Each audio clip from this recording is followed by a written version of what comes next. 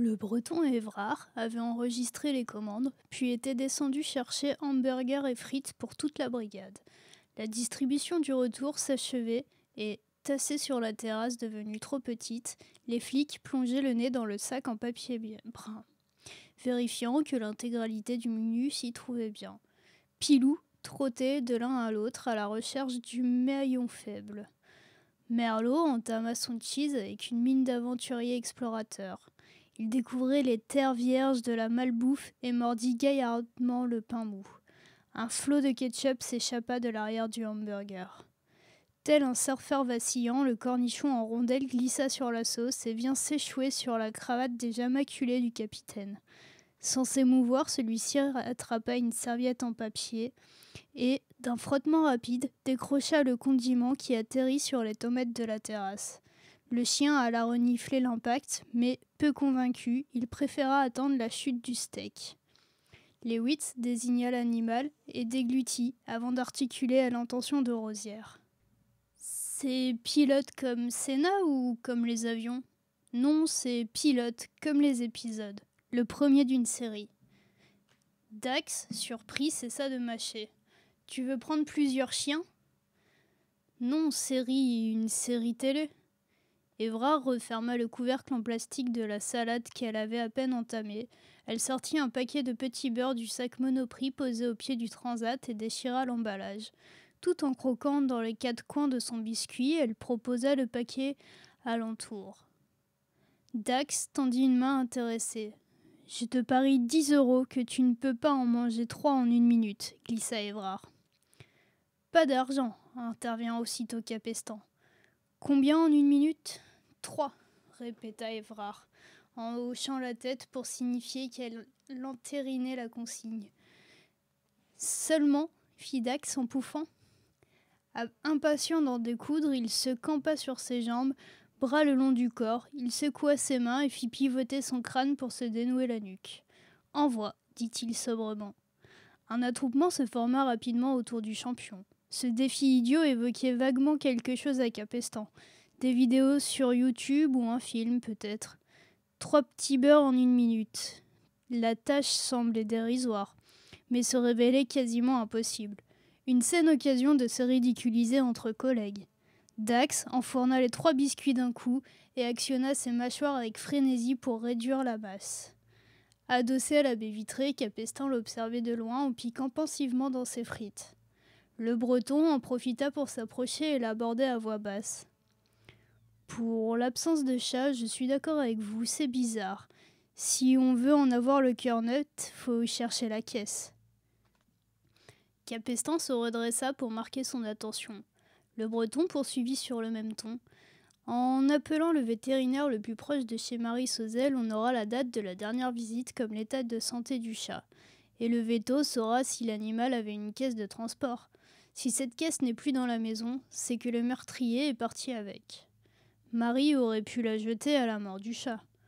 On ne se débarrasse pas d'affaires pareilles aussi rapidement, et si le chat était mort depuis longtemps, le véto le saura. Vous avez raison, le vétérinaire, la caisse, bonne idée. Je m'en occupe cet après-midi. Merci, commandant. Dax fixa le chronomètre. 1 minute et 30 secondes. Il avait échoué. Ça l'étonnait. Lewis prit le relais en adoptant une méthode diamétralement opposée. Il grignota les biscuits un par un, à incisive continue, tel Bugs Bunny avec sa carotte. Capestan aurait pu profiter de l'occasion à son tour et signaler à Le Breton ses conclusions sur Guénan. Mais elle paraîtrait revancharde à jouer à « Tu me donnes une leçon, tiens, en voilà une autre ». Or, la commissaire ne goûtait pas de ce registre. Le Breton sentit sa retenue, il demanda « L'affaire Guénan, vous avez un œil nouveau dessus ?»« Oui, à mon avis, avec ses réflexes d'officier de marine, Guénan devait tenir un journal de bord. Notre passager mystère s'y promène sans doute. »« Un journal de bord. Évidemment, fit le Breton. La veuve nous a dit qu'il parlait beaucoup, pour se soulager. Il écrivait peut-être. » Le Breton s'en voulait d'avoir négligé cette possibilité. Il n'avait pas suffisamment varié les questions lors de l'entretien avec Maëlle. Décidément, il fallait la revoir au plus vite. Le commandant remercia Capestan d'un signe du menton, puis rejoint Rosière. « C'était elle qui maintenant déglutissait son troisième petit beurre sous la surveillance d'Évrard et de sa montre en caoutchouc. 1 minute 10, record battu, déclara l'arbitre, mais toujours pas de vainqueur à 1 minute. Encore un peu d'entraînement, on l'aura, fit Rosière en toussant. Quelques heures plus tard, alors que sur le canapé Merlot s'adonnait à une sieste consciencieuse, les recherches de ses collègues avaient progressé. Depuis sa tanière, Thorez avait appelé André Sauzel et ils avaient longuement discuté. Le frère se souvenait de Guénan. Il ne l'avait jamais rencontré, mais Marie avait parlé de lui après le naufrage. Ils avaient, semble-t-il, passé plusieurs soirées à pleurer ensemble, cherchant à évoquer et surtout évacuer leur traumatisme. Un jour, le marin avait disparu, et André n'en savait pas plus. Marie ne le connaissait pas avant de partir en voyage, ils s'étaient donc soit liés sur le bateau, soit lors du séjour en Floride. Thorez avait également contacté Nolin, qui lui ignorait tout du marin. Orsini avait reçu par fax une série d'articles sur le naufrage. Ils offraient un éclairage différent, à la fois plus chargé d'émotions que l'article Wikipédia déjà imprimé par le Breton, et plus synthétique que le dossier du marin. Mais aucun d'eux ne comptait le moindre indice auquel s'accrocher. Orsini comptait approfondir les recherches à la bibliothèque municipale. De leur côté, Rosière et le Breton n'étaient pas parvenus à joindre Maël Guénan. En revanche, ils avaient eu Jalato. Le nom de Sauzel lui disait vaguement quelque chose. Oui, une pétition peut-être, mais il en ressortait essentiellement qu'on l'emmerdait à la fin. Rosière résumait le propos à Capestan qui reportait ses infos sur le tableau. Quand Dax les interpella depuis son PC. « Je l'ai !» En moins d'une seconde, les policiers convergèrent vers le lieutenant et son copain Lewitz qui lui félicitait déjà l'épaule. Les doigts sur le clavier, la mine réjouie, Dax désigna un écran du menton. Casier judiciaire de Jalato. Ça m'a pris des plombs pour craquer les sécurités de la préfecture, mais je l'ai eu. Jalato, casier vierge. D'abord incrédule, Capestan tenta de se reprendre. Pendant des heures, elle avait vu le lieutenant piloter sa souris en tous sens et parcourir son clavier au rythme d'un Petrucciani sous amphétamine. Le front brillant de sueur, Dax ne s'était arrêté qu'une seule et unique fois, le temps de vider cul sec 3 pintes d'eau du robinet. Toute cette stratégie, cet acharnement pour finalement dégoter un document présent dans le dossier original de la crime. Capestan sourit doucement pour masquer sa consternation. Bel effort, lieutenant. Mais on l'avait déjà, le casier.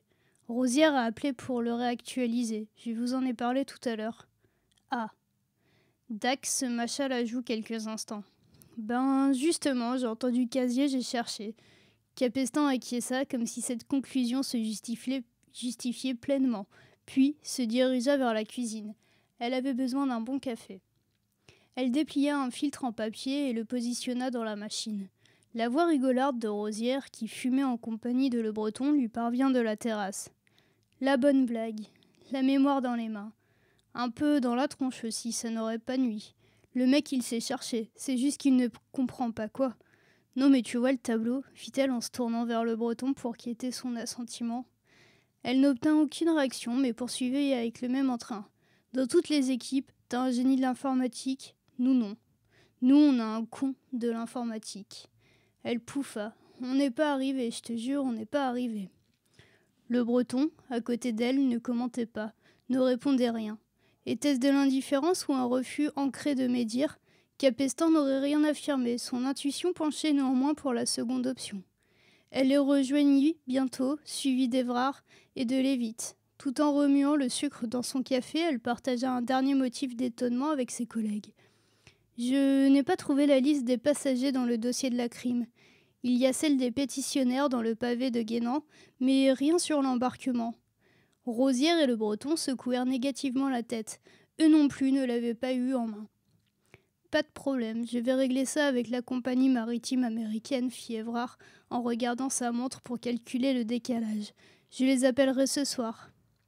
T'es bilingue? Demanda Lévite, épaté. Les vacances à Vegas, ça n'aide pas pour tout, mais pour l'anglais, un petit peu. Il ne resterait plus qu'à appeler Maël Guénan, toujours injoignable.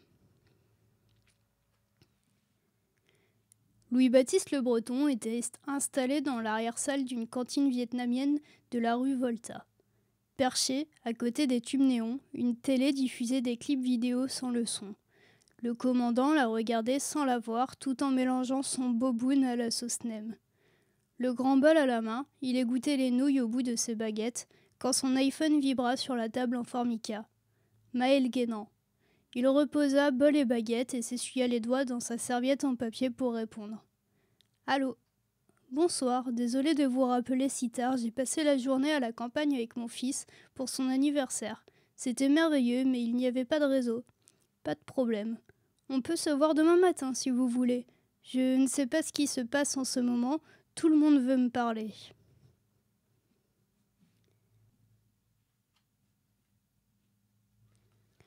D'un demi-tour de clé, le Breton referma sa boîte aux lettres, puis sortit dans la rue Faubourg Saint-Martin. Ce matin, un ciel gris pâle aspirait les couleurs de la ville. Paris, asphyxié, battait faiblement sous sa toile de parachute sale. Le Breton prit à droite, en direction de la rue de l'Échiquier. Le journal de bord de lien avec Soziel, les passagers et ce que la veuve avait oublié de cacher. Toute la nuit, le commandant avait tenté de rassembler les anecdotes de Maël Guénan. Une salière, des lunettes, des pieds qui écrasent des visages, des épouses qui noient leurs maris. La panique faisait bouillir l'âme humaine et laissait éclore des centaines d'actes irréparables. Ces bulles devaient continuer d'éclater dans les têtes plusieurs mois après et pourquoi pas conduire au meurtre.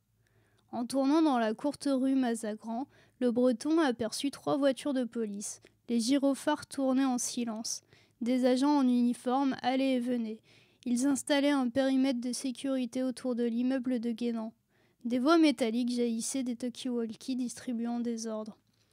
Une camionnette de l'identité judiciaire stoppa à quelques mètres de la porte cochère. Les techniciens firent claquer leurs portières avant de s'engouffrer dans la cour. C'était le même immeuble, mais cette agitation ne concernait pas forcément Maël, se dit le Breton sans y croire un instant. Il brandit le bandeau police dans sa veste et le passa à son bras. Il tendit brièvement sa carte à l'un des gardiens de la paix. De ses grandes jambes, il avala les marches 4 à 4. Le visage doux de la veuve s'imposait à son esprit. Il n'aurait pas pu réveiller cette enquête. Sur le palier du premier, il croisa 2 agents qui frappaient aux portes pour l'enquête de voisinage. En ce milieu de matinée, l'homme qui leur ouvrit, les cheveux en désordre, ne semblait pas encore bien réveillé. Le Breton les dépassa rapidement. La toile cirée percée, les ongles rongés, le pull élimé. Une journée à la campagne pour l'anniversaire du fils, les détails d'une vie défilaient dans son esprit comme autant de remords. Au 4e étage, la porte de la veuve était ouverte, et les bruits d'une agitation caractéristique parvinrent aux oreilles de Le Breton. Il fit un pas dans l'appartement et aperçut une tennis qui chaussait un cadavre. Une étoile argentée brillait sur les lacets. Le commandant s'avança dans l'entrée et reconnut Maël Guénan, sans même avoir vu son visage. Le corps était tombé d'un bloc sur la moquette du salon. Des taches de sang avaient transformé les papillons brodés du jean en éponges écarlates. Au niveau de l'abdomen, le manche d'un couteau de cuisine dépassait. L'odeur cuivrée du sang imprégnait l'atmosphère. Les techniciens du labo de l'identification judiciaire, dans leurs pyjamas de papier blanc, saupoudraient les alentours, posaient les marqueurs jaunes pendant que le photographe flashait violemment Maël la timide. Le Breton ne pouvait pas encore voir l'ensemble du tableau et il allait pénétrer dans le salon quand une veste noire impeccablement boutonnée s'interposa.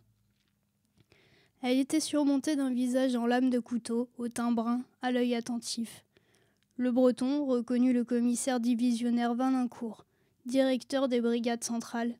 Celui-ci lâcha un lapidaire « Qui êtes-vous » La scène du crime attirait irrésistiblement le Breton, et il ne put s'empêcher de jeter quelques regards furtifs dans le dos du divisionnaire. Mais évidemment, l'urgence était de répondre. Les informations qu'il détenait modifiaient du tout au tout l'éclairage sur le meurtre de Maël, et la criminelle en aurait besoin pour démarrer. Le Breton déclina ses noms, grades et affectations. « Oui, je vois. Et que faites-vous ici, commandant ?» Le Breton exposa les grandes lignes en leur recherche sur Yann Guénan, tout en observant l'attitude corporelle de Valincourt. Ce dernier balançait très légèrement au teint, distrait, impatient d'en finir. Il l'écoutait, mais sans y accorder une véritable importance. Il continuait de délivrer ses consignes, de répondre à l'un ou l'autre de ses officiers, de parcourir les documents qu'on lui tendait. Le commandant finit par se taire pour forcer l'homme à un minimum de courtoisie. Dans ce silence soudain, Valincourt se décida à considérer son interlocuteur avec plus d'attention. « Bien, très bien. Elle date de quand, votre affaire ?»« Juillet 93. »« Je vois. » Le divisionnaire arbora un demi-sourire qui eût fait bondir Capestan et poursuivit sur un ton affecté. « Commandant, ce que vous me dites est intéressant. Nous allons étudier cela. » Il prit le coude de Le Breton et le guida vers la sortie. Une façon polie mais ferme de l'éjecter de la scène de crime. Le Breton se fit lourd et malhabile pour compliquer la manœuvre et obtenir le temps nécessaire à l'examen du salon. Il voulait savoir si les meubles avaient été fouillés. Il aperçut un gros carnet rouge sur la console du téléphone. On aurait pu le prendre pour un répertoire, mais après des années au raid, où il ne disposait souvent que de quelques secondes pour photographier mentalement une pièce, la mémoire de Le Breton était infaillible. Ce carnet ne se trouvait pas là lors de leur précédente visite. Mais elle l'avait mis de côté après son appel de la veille. Ayant reconduit Le Breton à la porte, Valincourt afficha à nouveau le peu de crédit qu'il accordait aux recherches de la brigade. « Faites-moi parvenir un rapport de synthèse directement aux orfèvres. En attendant, vous connaissez la procédure, nous reprenons la main. Merci beaucoup, commandant, vous pouvez disposer à présent. » Le divisionnaire fit signe à un agent d'escorter l'intrus jusqu'en bas. Le commandant fut contraint de quitter les lieux, sans plus d'éléments, congédié comme le dernier des témoins affabulateurs. Le Breton réfléchissait tout en redescendant les escaliers. Il attendit d'avoir atteint l'angle de la rue du boulevard de Bonne Nouvelle pour appeler Rosière. Elle décrocha tout de suite. « Salut Louis-Baptiste. Pilote couché, assis, pas bouger alors. »« Elle a été assassinée, » annonça le Breton, l'esprit encore un peu engourdi par la nouvelle. Il l'avait rencontrée une semaine auparavant, à peine. Il lui avait parlé de retrouver l'assassin de son mari. Et voilà, elle laissait un fils. Et il n'avait pas accès à l'enquête. Mais il resterait en charge de l'affaire, Yann Guénan. Or, ce meurtre pouvait être considéré comme une nouvelle piste. La judiciaire leur communiquerait forcément les éléments. En attendant, il ne fallait rien laisser passer. La crime est saisie, et bien sûr, ils ne veulent pas s'encombrer de nous. Mais il faut qu'on récupère les infos, prévient Capestan. Je vous attends dans la brasserie qui fait l'angle avec le boulevard en face de la poste. Je surveille ce qui se passe. À tout de suite.